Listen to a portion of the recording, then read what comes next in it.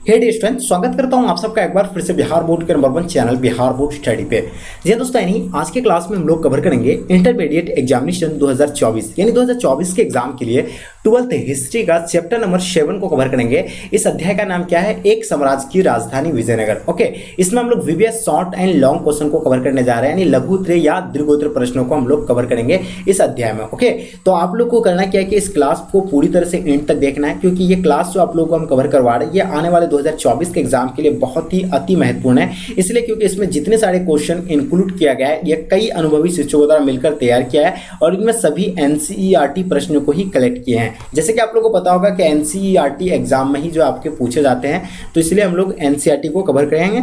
और आप सभी से मेरी रिक्वेस्ट है कि आप लोग अपने अपने फ्रेंड्स के ग्रुप वगैरह जहां भी हर जगह शेयर कर दें, ताकि आपके दोस्त लोग भी जो है इस क्लास में जुड़ पाएंगे। तो चलेगा, इसको हम लोग शुरू करते हैं। उससे पहले आप लोग देख लीजिएगा, पहला क्वेश्चन आपके स्क्रीन पे आ गया। ठीक है, पहला क्वेश्चन क्या कहलाता है कि विजयनगर साम्राज्य के संस्थापक कौन था, इसकी स्थापना कब हुई थी। देखिए, आपसे सवाल पूछा गया, विजयनगर साम्राज्य की स्थापना के बारे में पूछा गया और उसका संस्थापक मतलब कौन था और स्थापना कब हुआ था। तो हम लोग जानते हैं विजयनगर की स्थापना जो हुआ था कब हुआ था, 1336 में हुआ था। लेकिन संस्थापक इसका अगर बात करें तो विजयनगर साम्राज्य की स्थापना कौन किया था? हरिहर एंड बुक्का ने किया था। ये दोनों भाई था, दोनों भाई ने 1336 ईस्वी में तुंगभद्रा नदी के किनारे पर इसका नींव रखा था, किसका? विजयनगर साम्राज्य का। ओके, तो चलिए हम लोग नेक्स्ट क्वेश्चन की ओर चलते हैं। क्वेश्चन नंबर आपके स्क्रीन पे, दूसरा नंबर सवाल आपके स्क्रीन पे आपको दिख रहा होगा। गोपुरम से आप क्या समझते हैं? देखिए, गोपुरम से आप क्या समझते हैं ये सवाल है, लेकिन आप सभी बच्चे जानते हैं कि गोपुरम किसे कहा जाता है। देखिए, गोपुरम जो है मंदिर के प्रवेश द्वार को जो है गोपुरम कहा जाता है। ठीक है, इसका देख लेंगे हम लोग परिभाषा। गोपुरम मंदिर के प्रवेश द्वार को कहा जाता था। ओके, विजयनगर शासकों ने मंदिर में गोपुरम का निर्माण करवाया था। किसका निर्माण करवाया था? मंदिरों में किसी ने गोपुरम का निर्माण करवाया था। ठीक है, यह अत्यधिक क्या होता था? विशाल होता था, ऊंचा होता था, बड़ा होता था। विजयनगर मतलब ऊंचे होते थे और यह संभवतः सम्राट की ताकत की याद दिलाते थे, जो ऊंचे मीनार बनाने में सक्षम थे। देखिए, जो अगर बहुत बड़ा यानी जितना जो गोपुरम बड़ा बनाएगा वो उतना जो उसका यानी क्या यानी ताकत को देखा जाता था कि हाँ, ये सम्राट जो है क्या है, बहुत शक्तिशाली है। ठीक है, तो जिसका भी गोपुरम बहुत बड़ा होता था तो समझ जाओ कि वो जो है सम्राट क्या होते थे, यानी शक्तिशाली होते थे। वो जो अपने इसके माध्यम से अपना शक्ति को प्रदर्शन करता था। ठीक है, और ये चीज आप लोग को बिल्कुल पता होगा। ठीक है, चलिए अच्छे से आप लोग नोट कर लीजिएगा इन पॉइंट को। आगे देखेंगे हम लोग क्वेश्चन आपके स्क्रीन पे, तीसरा नंबर क्वेश्चन। ठीक है, हम्पी का नाम पंपी कैसे पड़ा, मतलब हम्पी का नाम हम्पी कैसे पड़ा, ये आपको बताना है। देखिए, हम लोग जानते हैं कि देखिए हम्पी जो है हम्पी से पहले इसका नाम क्या था? विजयनगर था। आप लोगों को पता होगा विजयनगर था। ओके, विजयनगर के ध्वंस होने के बाद जो इसको यानी हम्पी के नाम से जाना गया। आखिर क्यों इसको हम्पी बना इसका नाम, इसको हम लोग जानेंगे। ठीक है, देखिए 17वीं से 18वीं सदी तक विजयनगर पूर्णतः विनाश हो गया था। क्या हो गया था? विजयनगर जो आपको बताया, पहले इसको जो है विजयनगर के नाम से जाना जाता था, ये क्या हो गया यानी विनाश हो गया। और ये कृष्ण तुंगभद्रा नदी के यानी रायचूर दोआब के लोगों ने इस स्थान को हम्पी नाम दिया गया था। वहां के लोगों ने क्या दिया इसका नाम? हम्पी नाम दिया। किसका? यानी तुंगभद्रा नदी और रायचूर दोआब के लोगों ने। ठीक है, ये चीज आप लोग याद रखिएगा। उसके बाद ये ऐसा माना जाता है कि यहाँ के स्थानीय मातृ देवी पंपा देवी के नाम से हम्पी का नाम एवं अभिवार्य हुआ था। यानी पंपा देवी के नाम से जो इसका नाम क्या पड़ा? हम्पी पड़ा था। ठीक है, स्थानीय मातृ देवी पंपा देवी के नाम से जो हम्पी का नाम पड़ा था। ठीक है, और इस प्रकार जो है हम्पी प्रसिद्ध हुआ। हम्पी का नाम, हम्पी को ही जो है क्या कहा जाता है? विजयनगर कहा जाता है। विजयनगर को ही हम्पी कहा जाता है। तो पहले विजयनगर के नाम से विख्यात थे, लेकिन ये जो है क्या उसका ध्वंस होने के बाद जो है इसको फिर हम्पी के नाम से जाना गया। ओके, चलिए आगे हम लोग देखेंगे नेक्स्ट क्वेश्चन, चौथा नंबर क्वेश्चन जो आपके स्क्रीन पे आ गया कि विजयनगर साम्राज्य में मंदिरों के प्रमुख विशेषता का वर्णन करें। देखिए, विजयनगर साम्राज्य में जो है मंदिरों की विशेषता को आपको बताना है, जो महत्वपूर्ण पॉइंट है। तो हम लोग देखते थे विजयनगर शैली के खास मंदिरों में क्या होता था, यानी अम्मान मठ और कल्याण मंडप आते थे। ये जो कैसा होता था? एक मंदिर की तरह ही होता था, लेकिन ये क्या होता था? बहुत छोटा होता था, जैसे मंदिर के टाइप का ही बना हुआ होता था। और ये जो क्या होते हैं, यानी बहुत छोटे होते हैं और ये मुख्यतः मंदिर से मिलते जुलते लगते हैं। ये क्या लगता है? मंदिर से सिर्फ मिलता जुलता ही लगता है। और ये सिर्फ अंतर क्या है कि मंदिर बहुत बड़ा होता है, ये लेकिन छोटा होता है, पर ये आकार में छोटे होते हैं। और अम्मन मठ देवी को समर्पित है, यानी देवी को जो है अम्मन मठ जो होता था वो देवी को समर्पित होता था। विशिष्ट अवसरों पर यानी मंदिर मतलब मुख्य मंदिर और अम्मन मठ की कांस्य प्रतिमाएं अपने स्थानों से उठाकर कल्याण मंडप तक प्रदर्शन और पूजा के लिए लाई जाती थी। देखिए, यहाँ का इसमें क्या है, इसका एक महत्वपूर्ण पॉइंट आप नोट कर लीजिएगा। देखिए, यानी विशिष्ट अवसरों पर क्या किया जाता था? जो फंक्शन हो या कोई त्यौहार हो, उसके मौके पर जो है क्या किया जाता था? मुख्य मंदिर और अम्मन मठ, यानी अम्मन मठ को जो है अम्मन मठ की कांस्य मूर्ति प्रतिमाएं और अपने स्थानों तक उठाकर कल्याण मंडप तक यानी इसको लेके जाया जाता था। ठीक है, तो ये भी आप लोग अच्छे से नोट कर लीजिएगा। आगे हम लोग देखेंगे विजयनगर मंदिर। विजयनगर का जो मंदिर मजबूत बड़ों से घिरा हुआ था, यानी क्या था, बारों से घिरा हुआ था। ये बहुत ज्यादा मजबूत था और बारों से घिरे हुए थे, और ये अलंकृत स्तंभों और वाले कल्याण मंडप, विवाह हॉल, यानी जिसको कल्याण मंडप को क्या कहा जाता है, विवाह हॉल, प्रमुख विशेषता है।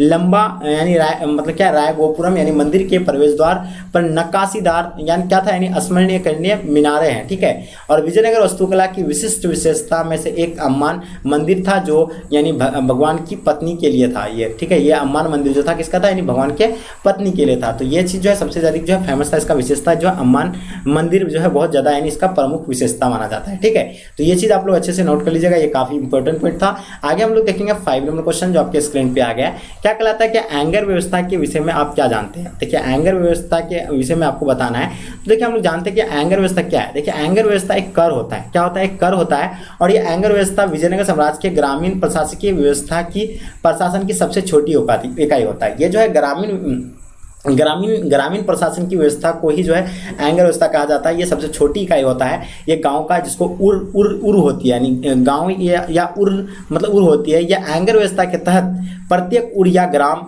को एक स्वतंत्र इकाई के रूप में संगठित किया जाता था। यानी उर या ग्राम को यानी क्या, यानी कि एक स्वतंत्र एक इकाई के रूप में यानी संगठित किया जाता था, और इस पर प्रशासन के लिए 12 शासक यानी 12 लोगों का एक समूह होता था, और उन 12 लोगों के समूह को ही जो क्या कहा जाता था, एंगर कहा जाता है मेरे डियर। क्या कहा जाता था, इन्हीं को जो है एंगर कहा जाता था। 12 व्यक्तियों के समूह को ही जो है एंगर कहा जाते थे। ठीक है, और नियुक्त किया गया था, और इन्हीं 12 शासकीय अधिकारी को समूह को एंगर कहा जाता है। इस समूह को गांव से कर इकट्ठा करने का था। इसको जो है गांव से क्या यानी कर इकट्ठा करना था। जो 12 समूह में जो व्यक्ति था उसका काम यही था कि क्या करना था, इसको यानी कर वसूलना करना था, गांव से जाकर के यानी क्या कर वसूलना था। ओके, और ये जो है भूमि बेचने तथा उस छोटे मोटे मामलों में न्याय करने का भी अधिकार था। किसको, यानी एंगर व्यवस्था के अंतर्गत ही आते थे।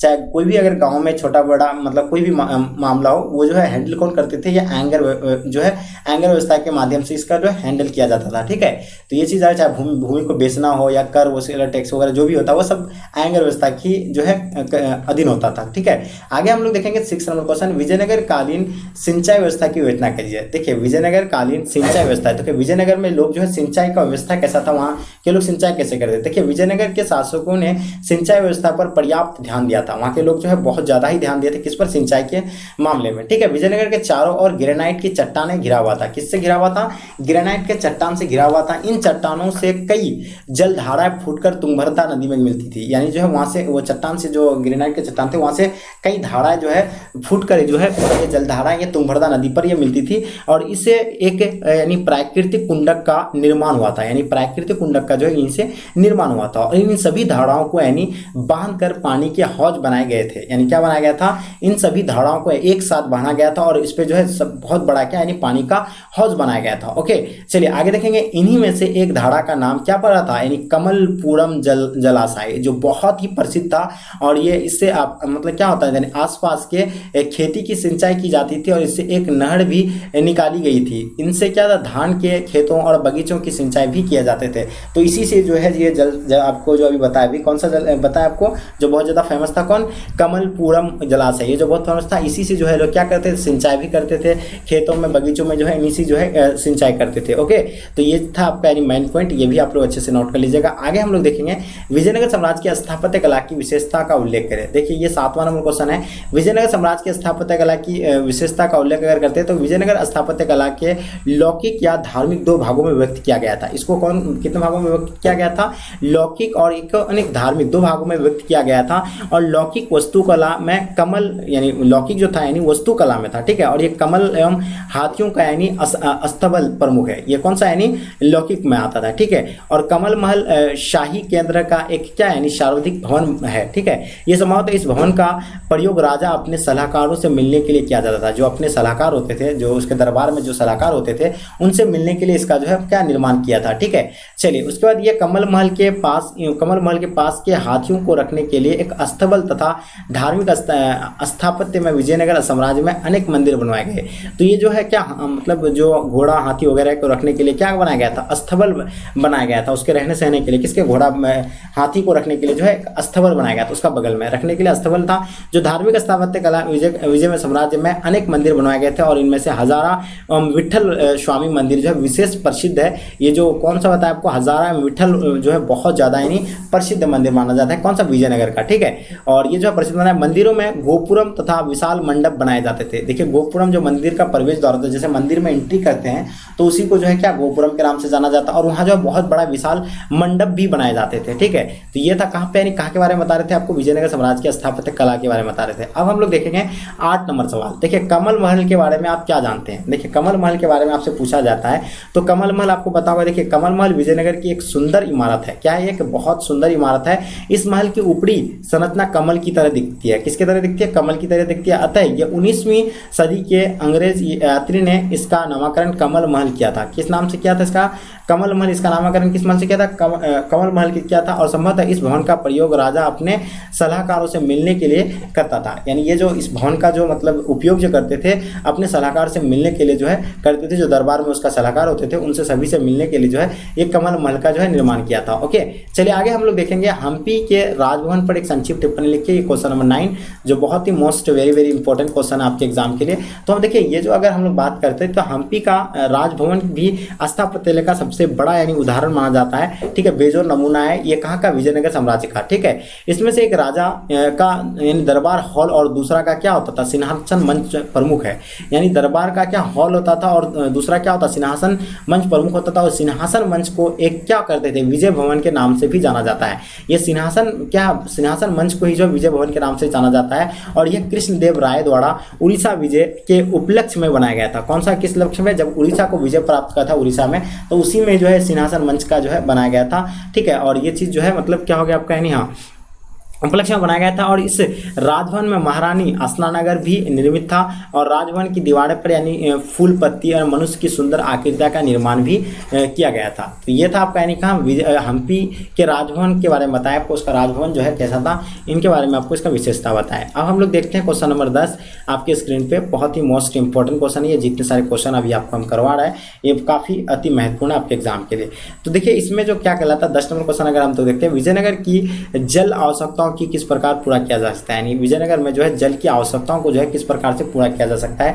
तो विजयनगर की जल आवश्यकताओं को मुख्यतः रूप से यानी तुंगभद्रा नदी से निकलने वाली धाराओं पर यानी बांध बनाकर पूरा किया जाता था। किसके बनाकर के, यानी विजयनगर की जल जो आवश्यकता के मुख्य रूप से यानी तुंगभद्रा नदी से निकलने वाली जो पानी जो निकलता था उन्हीं से जो है क्या एक जल हौज बनाया गया था, जो आपको हम शुरू में बताए थे। निकलने वाली धाराओं पर बांध बनाकर पूरा किया जाता था और बांधों से विभिन्न आकार के हौजों का निर्माण किया जाता था। आपको बताया नहीं, वहीं से जो है बांध बनाकर के हौजों से जो है पानी को एक स्थान से दूसरे स्थान तक लेके जाते थे। ठीक है, चाहे खेतों में या उसको जो है पीने के लिए या किसी के लिए भी उसको जो है लेके जाते थे। ठीक है, तो ये जो है किया जाता था। और इस हौज के पानी से न केवल आसपास के खेतों का सिंचाई किया जा सकता है बल्कि इसे एक नहर के माध्य की राजधानी तक भी ले आया जा सकता है। कमलपुरम जलाशय नामक हौज सबसे महत्वपूर्ण हौज था। ये कमलपुरम जलाशय नामक का जो हौज था ये बहुत ही महत्वपूर्ण था। ठीक है, आगे हम लोग देखेंगे ये तत्कालीन समय में सर्वाधिक महत्वपूर्ण है। जल संबंधित संरचनाओं में से एक हिड़िया नहर के क्या होता है यानी भागने वेशों को यानी आज भी देखा जा सकता है। इस नहर में तुंगभद्रा पर यानी बने बांध से पानी लाया जाता है और इस धार्मिक केंद्र से शहरी केंद्र को अलग करने वाली घटी को यानी सिंचित करने में प्रयोग किया जाता है। ओके, और इसके अलावा झील, कुएं, बरसात के पानी वाले जलाशय तथा मंदिर के जलाशय सामान्य नगर वासियों के लिए पानी की आवश्यकताओं को पूरा करते थे। ये कौन सा आपको बताए थे अभी आपको हम, विजयनगर जल आवश्यकताओं की यानी कैसे जो है पूरा करते थे, ये इस तरह करके जो है पूरा किया जाता था। ठीक है, इसके अलावा जो है झील से करते थे, कुएं से भी करते थे, बरसात के पानी से भी जो है इसका यानी आवश्यकता को पूरी करते थे।